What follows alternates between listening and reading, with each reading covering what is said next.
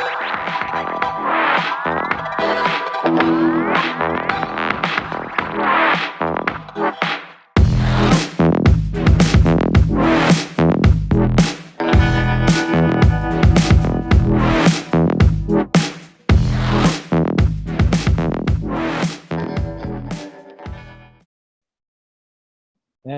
welcome everyone to the Cash Patient webinar.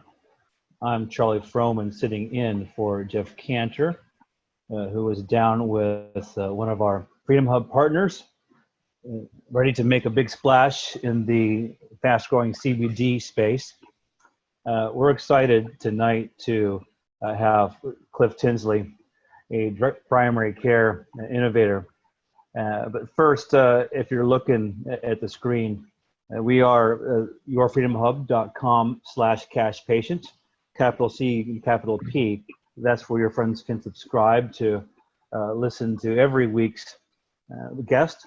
We try to bring in every type of health entrepreneur that emanates from this cash patient revolution that Forbes magazine featured us for helping to facilitate with our innovative health solution.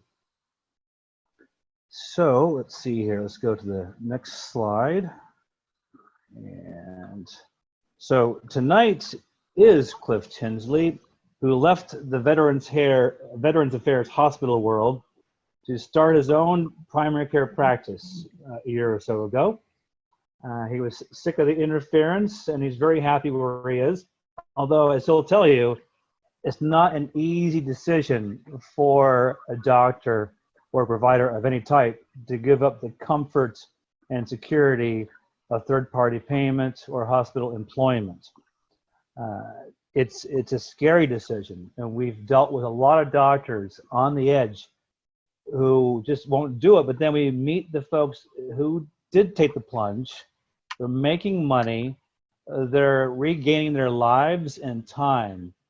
So this is a significant paradigm shift. We like to have DPC leaders like Dr. Tinsley guest on our weekly show because people need to hear about this and why it's a good deal. Long ago, he was the chief resident at the Medical College of Virginia, and we are excited to have Dr. Tinsley speak. So I am going to stop my sharing. Clif, if you want to click share screen, you are good to go. All right, so family physician and owner of Lighthouse Direct Primary Care here in Newport News, Virginia, at the mouth of the Chesapeake Bay. Like you said, it's kind of a long, sordid history of one burned out job after another. Excuse me. So my last job was with the VA, and I was 14 months of 12-hour days, and it was just so burned out that I didn't want to be a doctor anymore. So I met another doc named Henry Magalente, who introduced me to direct primary care, and made it so I want to be a doctor again. And here I am. And I think that this model beats conventional medicine financially and with quality. I mean, I can't see how they beat us in any way. And I'm going to show you some slides that I think will kind of demonstrate my point here. So here's kind of one reason why the insurance has gotten out of control. As you can see, I kind of borrowed this from Molly. You've probably seen this before. The number of administrators to physicians, the physicians just kind of climbed steadily, and the administrators has just exploded exponentially. So the health insurance costs have gone up every single year, and you can see those health insurance costs have gone up to support these administrators. So I read another article. Out of every 100 pennies you spend on insurance, only 7 of those pennies go to your physician, 6 go to the nurse. Okay, all right. This is another one we borrowed from Molly. So premiums were a record again this year. They go up every year. This year they're up to $20,000. So they're a record again this year, $20,576 per family with a $3,000 deductible. Um, average 24-day wait for a 10 to 15-minute visit. Oops, sorry. So we give better service, 30 to 60 minutes instead of 10 to 15 minutes. I give same day, next day appointments. Last year, we got a health sharing plan. I saved my family $16,800 on health insurance. I got somebody $900 medication for $90. And this direct primary care model is recruiting more and more medical students into family medicine. So it's going to help solve the family medicine shortage at some point. Next slide. I got this out of a Kaiser Foundation report. It just basically shows the average $20,000 average family average for a single person is $7,188. And if you think that working in a large company gives you any benefit to your costs for insurance, you can think again. Here's a comparison that the Kaiser Family Foundation found between large firms and small firms last year. If you look, there's all plans is at the bottom right. HMOs, PPOs are listed to the far right. So you got for HMOs, you got $19,274 for small firms. Large firms, $21,318. So they're paying more for large firms. So they have a larger pool, and they're paying more. It seems like they would be paying less. So some of these plans, the larger firms are actually paying more money per family. Same with single coverage. They're paying more, even though they have a larger pool of patients.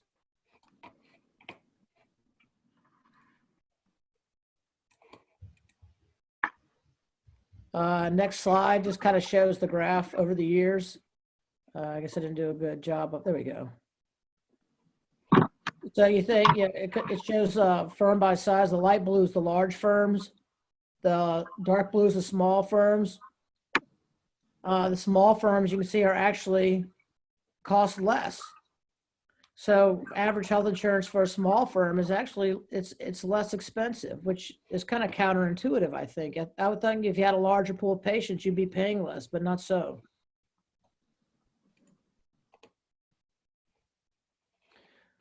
This slide, it just shows how much overhead we're paying as physicians. Physician groups, just for administrative costs. Total administrative costs over 25%, billing and insurance related costs 14%. And that's not even touching the other things that are included in overhead: rent, electricity, medical supplies. This is just billing, insurance, and administrative costs. I mean, it's enormous.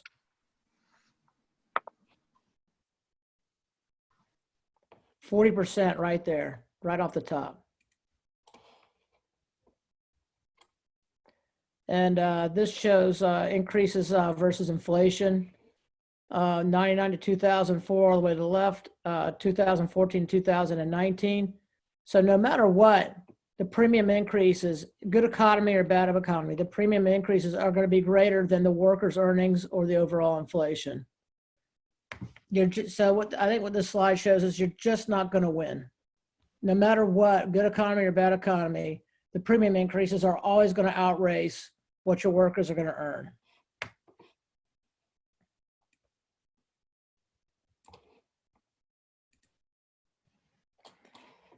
And this shows the humanitarian cost of health insurance. 86% of mistakes made in the healthcare industry are administrative. So I'll refer you back to that slide in the very beginning. Very first slide. Look at the administrative burden that we have to carry for our healthcare system. And you go back down, 86% of our mistakes are administrative. So it's not only expensive and unaffordable, it's hurting people.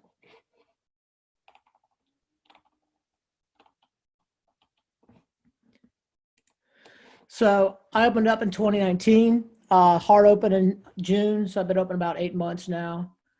I give you my patients same day, next day appointments, 30 to 60-minute visits, unlimited visits without a copay.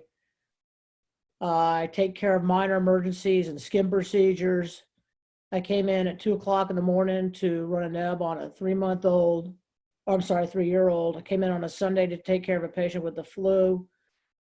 Have deeply discounted medications with Avance Care Pharmacy, deeply discounted labs with LabCorp. So quality of care and cost of care, we just beat them at every turn, and it's just going to get better every year for us. So that's pretty much where I stand with this. Cliff, tell us about some of your recent patients that were on the fence about paying that monthly fee, and then once they got used to you, kind of tell us how happy they were for making that decision. Oh, they're very happy. Usually it's a monetary issue. They'll be on the fence about joining, and they'll disappear for a couple months and then come back after they got socked with a huge bill from the emergency room or a patient care. Has the monetary issue, I mean, it can't be that much. I mean, explain the trade-off. Oh yeah, Your I'm sorry. I monthly should have fee, put my prices up there. So well, just in general, the upfront fee, if folks get over that hump, what can they get from it? You know, it's a great return on the investment, right? oh, it's a great return. So $75 a month, which comes down to half a cup of coffee a day. For adults, $130 for a couple and $20 for children. So you end up in the ER one time and you've practically paid for a whole year of service. And how do folks pay for you? Out of the credit card or? Yeah, credit, debit, cash. Some are doing this direct bill pay through their checking account. So they can do it anyway. And a lot of people are saving enough on medication that it's worth the $75 fee. So I got people doing that as well. Yeah, full disclosure, you know, Clif lives near me here in Southeast Virginia, and I got my cousin to go to him.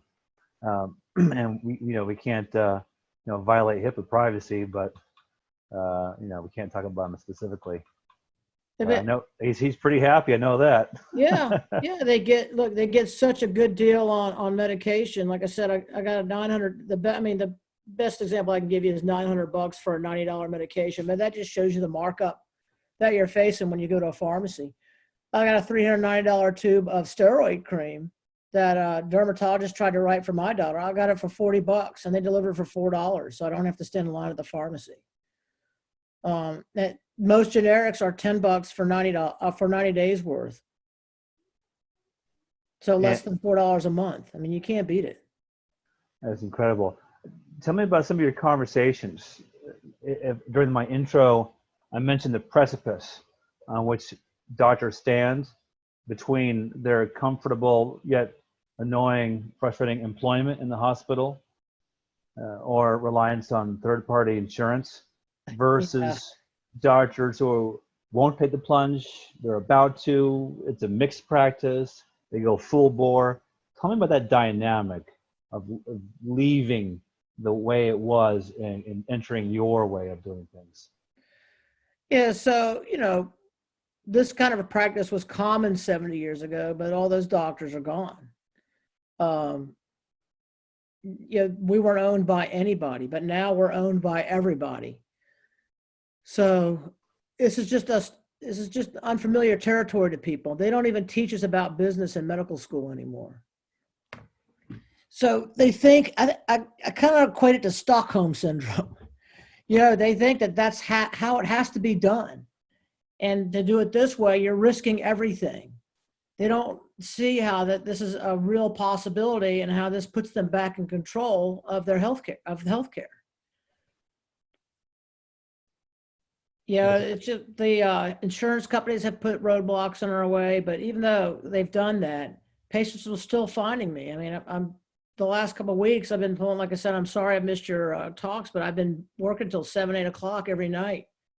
People are starting to come in now.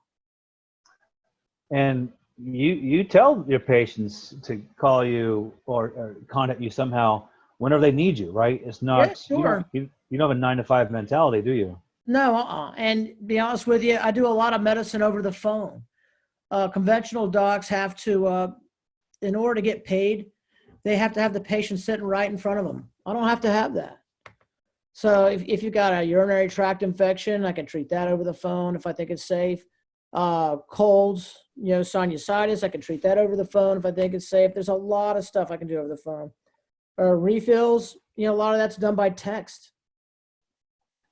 Have you saved patients a lot of mileage in their cars and waiting for you by just triaging them over the phone? Is that really I try changed to. your? Yeah. Some people it's still so ingrained in them that they have to see the doctor for everything. So I have to, it's not only just retraining doctors, it's retraining patients. So, one patient, I had to actually talk her out of coming in for her urinary tract infection. She thought that she had to be seen for this, minor urinary tract infection. It took me a couple of minutes, but, I finally convinced her she didn't have to come in. I told her she could come in if she really wanted to. But, I wasn't going to do anything different. So let me open it up to the participants. If you want to click that raise hand symbol, we could start with that. Let's see. Paul, I know you've been working on a documentary. If you're available, tell us about how your documentary has treated this new cash model for direct primary care. Have you had any interviewees on that or thoughts on that market, Paul? Well, thanks for asking. Yeah, the documentary's going well. It'll be out, we believe, in April of this year, and I'll keep you guys informed. Certainly, the DPC market, that's an up and coming. It's emerging, and I know it has been for a while, but I think it's really going to explode.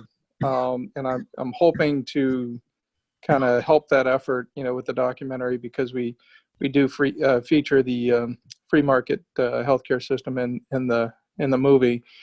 My question would be, what, if any, legislative initiatives the DPC market is looking to,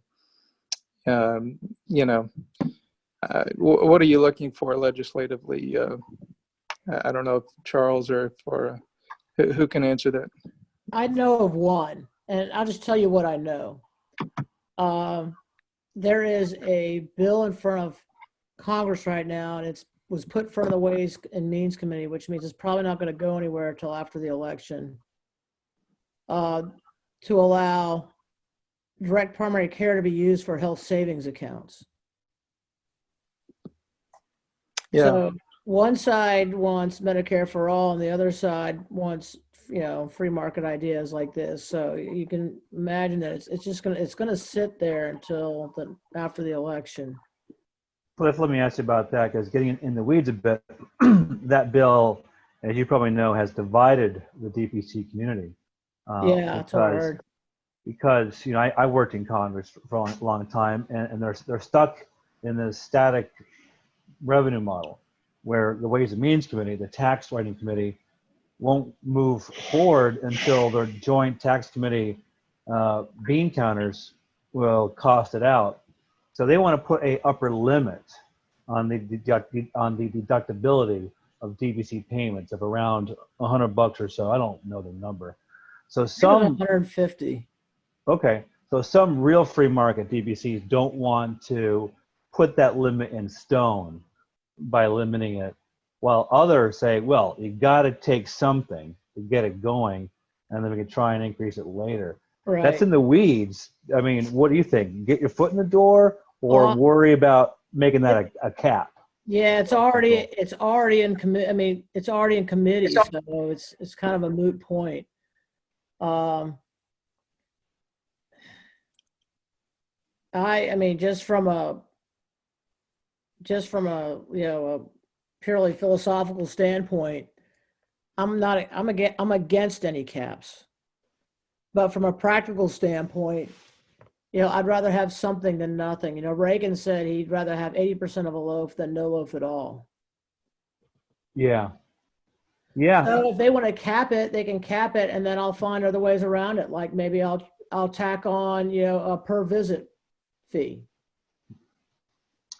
Or I'll Yeah. start adding, I'll start adding, a higher percentage, a tack on to stuff that passes through my office, like labs and material.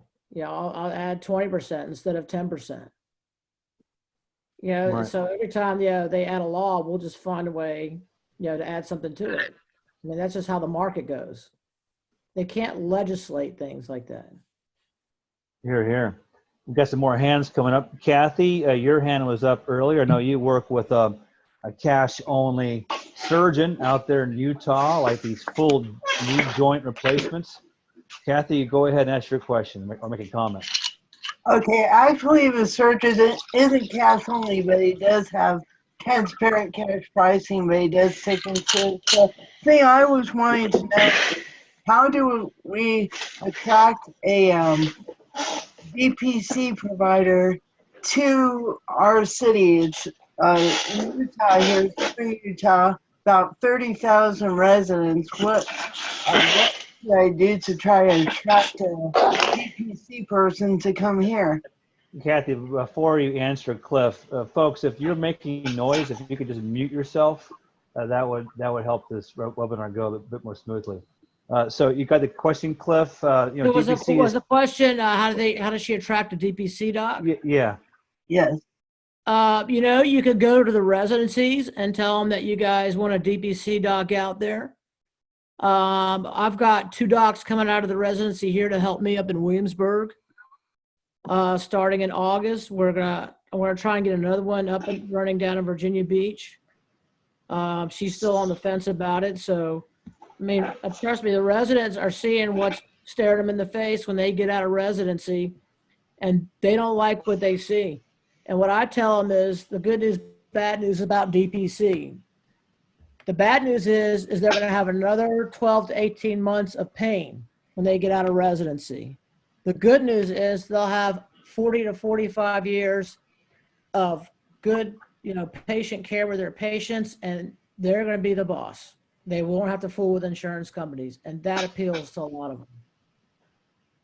them. Oh, thank you. Sure. Hey, and I just want to say, I was just talking, I have a medical student with me. We were talking about you guys today. There was a couple of cash surgery centers. Which one are you? Cedar Orthopedic Surgery Center. And where are you guys located? Cedar City, Utah. Oh, I didn't see you guys. What's it called again? Cedar Orthopedic Surgery Center. Okay, I'm gonna bookmark that. Yeah, Dr. Delcor is a friend, Cliff. He does the complete knee replacements, cash, a lot of medical tourism. He's getting traffic. Yeah, I'm bookmarking these cash surgery centers on my website. So when my patients need them, they can shop around and get their best deal. Oh, cool. Yeah, he actually got a shout out in the Salt Lake Tribune recently about his services and about how the free market is burgeoning here in Utah. That's great. Yeah, I know there's a medical school out there. Maybe the doc can go down there and appeal to the family medicine docs. Yeah, maybe, because he's even said that he might be willing to provide a little office space. Oh my God, that's so awesome. That's great. You only need about 600 patients. Mm-hmm. And out of a town of 30,000, I mean, the doc should do okay. There's docs that open up in smaller towns than 30,000 and do just fine. Yeah, because I've just been wanting to have one of those here for the longest time. Been trying, but have not succeeded yet. Yeah, I tell you what, you could probably get these residents. I mean, they're not looking forward to seeing 30 to 40 patients a day. Mm-hmm. So, if you do the math, just to make overhead, a doc, this was about 4 years ago. They stopped posting the number. You had to see 24 patients a day to make overhead. So I don't know what it is now. I'm sure it's higher. So docs are seeing 30 to 40 patients a day to make a living. So just take an average, 35 patients a day. And out of an 8-hour-a-day schedule, 480 minutes, that averages out to 13.7 minutes a patient. So that's where they're getting this 10 to 15 minute number. And so 30 to 40 patients a day, 35 patients at 13.7 minutes a patient, that is not good patient care. And and this is what these residents are looking at, and they're not looking forward to it. Cliff, that sounds like a horror movie. It is a horror movie. It's a terrible, that's why I was doing 12 hours a day at the VA, taking care of people that needed more than 10 to 15 minutes. That's horrible. Thanks, Kathy. Bob, and then Kishore. Go ahead, Bob. Yes, I'm a big fan of direct primary care as a key element of changing the healthcare system that's broken and unsustainable.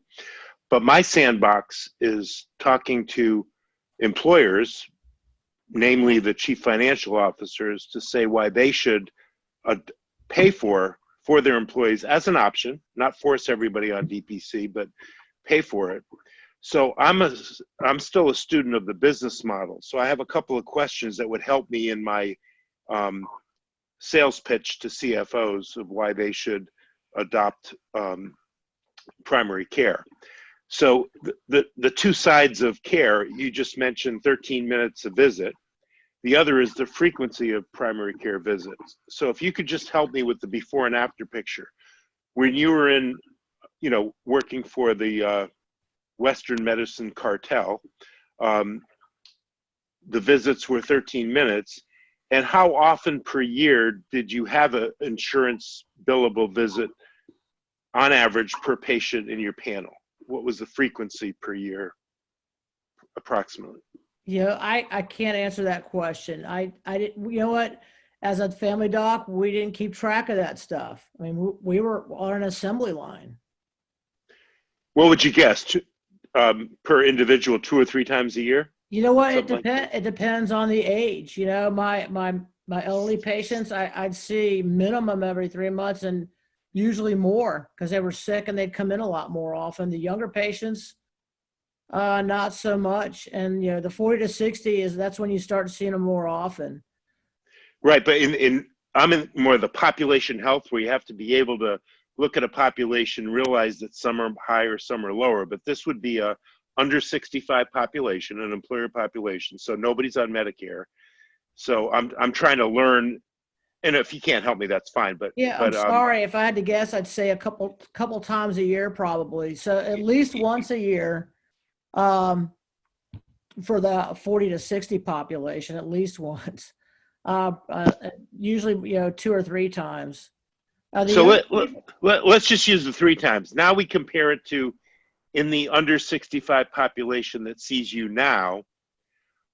I know that the visits are different, so let's call them significant encounters with you instead of visits. They could either be a back and forth text messaging encounter with you.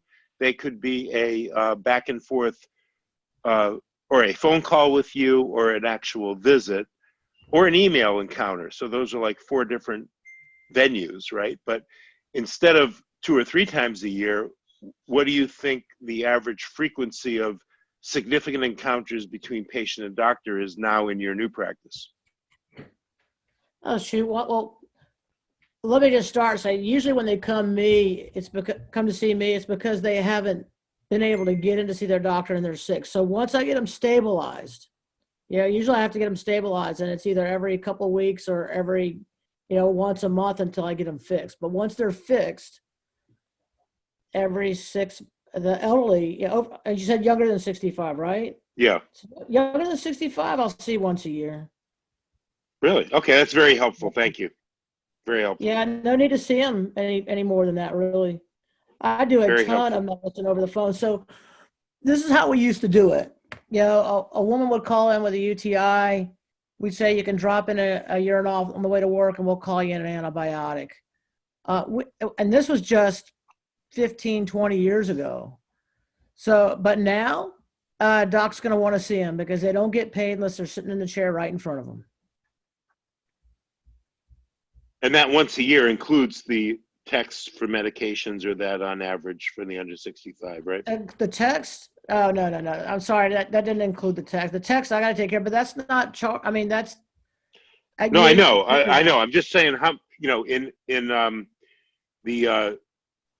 the shake and bake system that you were talking about. As far as the text, well, usually not, unless there's a problem with barring a problem with the pharmacy, which there's a lot of problems with pharmacies these days. In a perfect world where the pharmacy would just do what they're told, there shouldn't be any callbacks because there's a trigger in the system that tells me that patient needs a refill and I just refill it. Okay, thanks. Sure. Very helpful. Okay, thank you. I'm sorry. I was trying to figure that out. So, and also I just want to let you know, I only see 10 to 12 patients a day, 30 to 60 minutes apiece. I mean, I don't have to kill myself anymore, and I get to spend time on diagnosing patients. I had a patient with a very unusual rash, and I actually got to make a good diagnosis. That sounds great. Yeah, And instead of shipping them off to dermatology. yeah, you must, yeah, because if you're not a DPC, you are just kind of a conduit for specialists often, right? Right. And with a DPC, you get to take care of some of those low-level, non-emergency interventions. Right. This is what we used to do. And so tomorrow I'm going to do a skin biopsy. It's going to cost her $45. With a dermatologist, it would have been probably closer to $200. Wow. And Bob, you probably know other DPCs that can help you also get some more figures. Kishore, your hand is up. Go ahead, sir. Yeah, so lately I've been looking at what is called Medicare medical savings accounts from two perspectives. One as someone who wants to have free market healthcare, and the other as a potential customer. And strangely enough, there's very little information about it, very little discussion about it. Apparently, money that you've contributed to Medicare can flow into the Medicare medical savings account if you so opt to do, or if you decide to do that. And that raised a whole bunch of questions, like how do you buy your insurance plan with a Medicare medical savings account? Can you contribute after you are retirement age? I mean, there are very few people, I guess, now who retire at 65. I'm looking at 85. So do you continue to put money in that Medicare savings account? And from a legislative perspective or an economist perspective, there's no way you can reform healthcare unless Medicare is reformed, because Medicare distorts the market in such a fundamental way that it'll be very hard to have free market healthcare, because if prices are distorted, you can't have a market. Agree. So it'd be helpful if somebody could speak on these Medicare savings accounts. I think Medicare even experimented with a direct primary care model. But these things never work, because once they start adding administrators, which of course they did, that's when the model breaks down and becomes expensive. Okay. And I'll comment on the HSAs for retirees. We will have Dean Clancy present the Republican alternative to the Affordable Care Act at some point. And I know Dean also is involved with HSAs for the Medicare population. And it's a good idea because, right now, once you retire, you can't contribute anymore to your health savings account, which is troublesome because that's when you need it, all that long-term care and other out-of-pocket exposure. That's sort of the big surprise bill for retirees. Some of our friends on this call know that Jeff and I have a deal with this Houston company that's it's an HSA equivalent that doubles your money over 3 years, and you can start that in retirement. And I've sold some big ones for retirees who want a lot of money in a hurry for long-term care or other out-of-pocket exposure. So there are savings account like options for retirees until the HSA is fixed. I want to address Mr. Staubel's question as far as saving money for companies, because there are other ways to save money for companies with direct primary care. Bob, you want to listen up and talk? Go ahead. Well, you don't have to talk. No, yeah, I'm all ears. Okay, yeah. So basically, I don't know if you, what I said in the beginning, my family of four, the cheapest plan we could find on the exchange was $1,900 with a $3,000 deductible, $1,900 a month. So we found a health savings account, a health sharing plan for $500. So that's a savings of $16,800 a year right off the top. So if you get a cheaper plan for your employees because you don't need health insurance for your family doctor. Health insurance for your family doctor is just an expensive way to pay for your family doctor. You don't have car insurance for oil changes, routine repairs, and car inspections. So you don't need health insurance for your family doctor because that's basically all we do.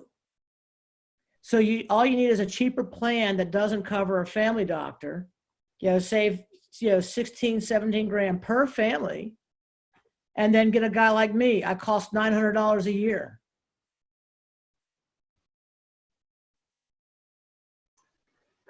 Yeah, and if I can comment on that, Cliff, our new arrangement through this technology that we're using does work with another savings account vehicle for the big employers that Bob is working with, and Bob can probably comment on this. Is the health reimbursement arrangement that Trump helped with his rule promoting them to give employees cash so that they can have more choices.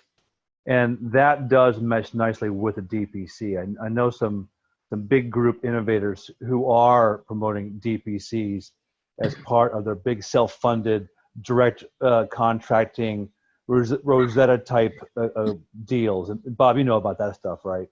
Yes. Yeah, let me comment on that. Okay. First on your comment that HSAs are ruled by the IRS. And the IRS has decided that, first of all, they ruled that you cannot have a tax-deductible HSA, health savings account, which is portable and it's like a 401k, if you have two different insurance policies. So you can't double dip. If you have two insurance policies, over you, like if you're on your own plan and a spouse's plan, it negates it, and you can't take the tax savings. So that's fine. They're protecting the IRS is protecting its revenue, but they've decided, around the time of Obamacare that if your employer pays for your DPC out of their coffers, that is considered a second account and it negates the HSA. So a company that has HSAs can only offer DPC to the employees who opt out of it. So an HRA is called a health reimbursement arrangement, and there is no cash exchange. It's just a handshake between the company and the employee that says, we'll cover the first $500 or $1,000 of all your claims towards your deductible. So if you have a $1,000 deductible, we'll pay the first $500 towards your deductible. You'll pay the second $500, and then the plan will take over at 80/20 after that until you hit your out-of-pocket max. So HRAs are perfectly compatible with DPC. But now going back to the return on investment to the CFO, what I'm developing is getting the numbers crunching down to be able to say to the CFO, right now, if you do a claims analysis over the last 2 years, you're probably spending 6 or 7% of all your claims cost on primary care.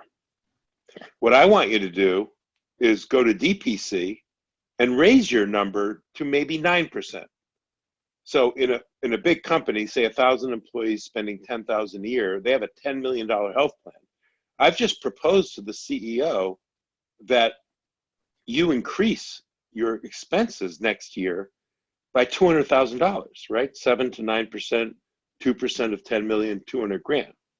But before they fall off their chair, I want to say that by going to DPC and having more meaningful encounters between PCP and patient a year, whether it's text or phone or whatever, and spending more time, and the doctors priding themselves in keeping you out of that dermatologist's office for $200 for 45, right? Right. You can cut 15 to 25% off your downstream care to specialists, and you can net saving, 15 to 20%. So the argument is, that I'm building is, and I'm just trying to be more precise, is if you hire DPC doctors who are prudent, and a good term I've adopted is Goldilocks medicine. The only thing worse than sending too many patients downstream to the ologist too soon is not sending enough. So just right, not too many sent to specialists, not too few, just right. That's the way medicine, primary care medicine was just 40 years ago. So if we can restore Goldilocks medicine, it's better for the patient, it's better for the company, it's better for the doctor, it's a better relationship. We can cut, let's say, 15% off your costs at that specialist level. So why not invest 2% to save 15% and net 13%, which is 130 grand on 10 million. So that's the argument that I'm trying to advance, is that, and these bigger companies cannot do the medical shared savings accounts that you're talking about because they have too many pre-existing conditions, and they're larger. So they have to do traditional insurance, but they can offer DPC as a option, not a mandate. Sure. But I have a question. So why wouldn't they go with a cheaper insurance plan if they got a DPC doc? Well, they're always looking for a cheaper way to insure their employees, and then they usually shift about 25% of the cost back. So in that $10 million health plan, the employees pay out of their, and this is not called copay or deductible, it's called co-insurance. They payroll deduct a % of the premiums from your paycheck, and then your copays and deductibles are on top of that, right? So both, if an employer can find a cheaper way to insure the company employees, they both win. The employees' co-insurance premium in payroll deduction every week or 2 weeks goes down. So they're always striving to that. It's just the medical shared savings alternative to traditional insurance doesn't work for larger companies. What about a high deductible, low cost plan instead? Because that's what we do. You already have that? Okay. So I'll give you two stories that I heard from other docs. So there's this guy in Florida who takes care of, he's got a couple docs he works with. They have a 350 personnel hospital they take care of. He got a letter from the CEO a couple months ago thanking him, saying that he saved that hospital $1 million last year. Another guy in, I think it's Kansas, Coke Industries headquarters is signing up all their employees with him. So hospitals out west companies out west are really jumping on this. So we do save companies money. Just me, myself, and I couldn't take on a big company. I'm kind of targeting some small companies right now. There's a college out west that's going to sign up all their employees soon, and this guy's hiring DPC docs, so I'm trying to shovel docs his way. So yeah, a lot of these companies are, because we do save money. And we do refer to specialists. So just because I do my own workup doesn't mean I don't refer to specialists. I practice medicine. Yeah, if somebody's got, and I send people to the ER. I've sent many people to the ER. Right. That's what Goldilocks is about. You absolutely, you don't want to send too few people to downstream medicine, Right. the ER, et cetera, but you don't want to send too many. And just the shift from going from Papa Bear medicine to Mama Bear instead of Baby Bear, can save a company $1 million a year, like you said. But by the way, when you said you couldn't take on a big company, the answer is for companies to be formed that go out and create a network of physicians like you around a marketplace. What market are you in?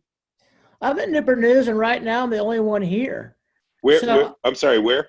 Newport News, Virginia. So Sure, I know Newport News and Riverside Hospital well. yeah, So, it's really new here. So I would need a couple of docs to absorb a large company. no, but there are some entrepreneurs out there that would go into Newport News. They would be middlemen. They would go and form a network of 6 of you who have never met and never will meet, right? They'll take that network of DPC doctors who are hybrid practices that some of them may take insurance and do both, right? Then they'd go to local employers and say, do you want to participate in our network? And those companies would pay the $75 to, or maybe it's $85 to the middleman. And the middleman would go and you might get 40 patients and your friend down the street might get 50. So you can handle the flow because you're only getting a fraction of the employer paid DPC, that you can handle. Right. And then, they take a little cut for setting up the network and arranging the billing. So this middleman of creating networks of doctors like you, and then going and selling you to employers, you never have to either worry about selling yourself to big employers, and you don't have to worry about getting overwhelmed because if you have a limit, they'll just pick up more DPCs in the area. They'll, create more. So Yeah, that's what I'm trying to support, is that shared network idea. Yeah, I think that's a really good idea. The problem was from previous guys wanting to do that, the price was too high. I don't mind people taking a cut. The problem was if we parted ways, they would want a non-compete, and that's something I'm not going to get in bed with anymore. Yeah, I don't blame you. I wouldn't do that either. Yeah. I have a question about, you made a passing remark about that primary care doctors do take care of also specialized care, or they refer them to specialists they know. I want to understand a bit better what the relationship that DPCs have with specialists. So do the specialists also work on cash basis alone? I'm trying to get that going here. I've actually got a pulmonologist that'll do it. And I've got an orthopedic doc who's going to send me like a menu of prices. So they're slowly warming up.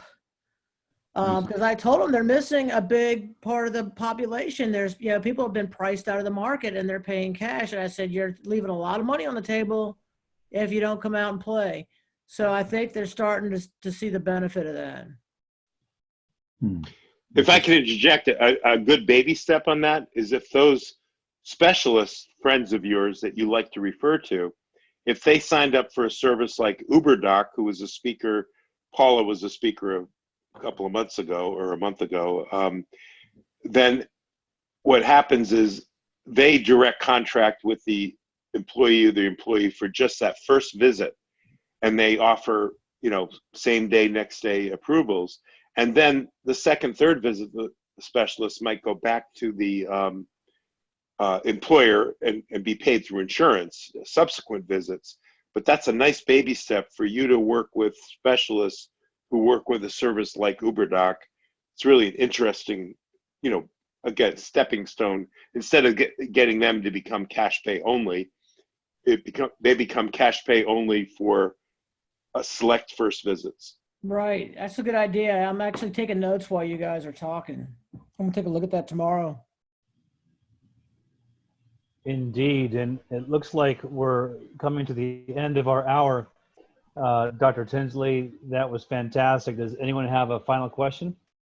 Yeah, Charles, you made a remark that you can't use HSA after the retirement age. You can distribute it. I find that rather strange. No, you can distribute it. You just can't keep contributing to it. Oh, okay. You can't. Okay. Yeah, that's for sure. So that's why I was thinking, like, if I have the option of contributing to the Medicare medical savings account, then there'll be a way to grow that, even if it's not the regular HSA. Well, as I also said, we have this money doubling medical benefit savings account that you can start in retirement until they change the law for HSAs. Oh, interesting. Yeah.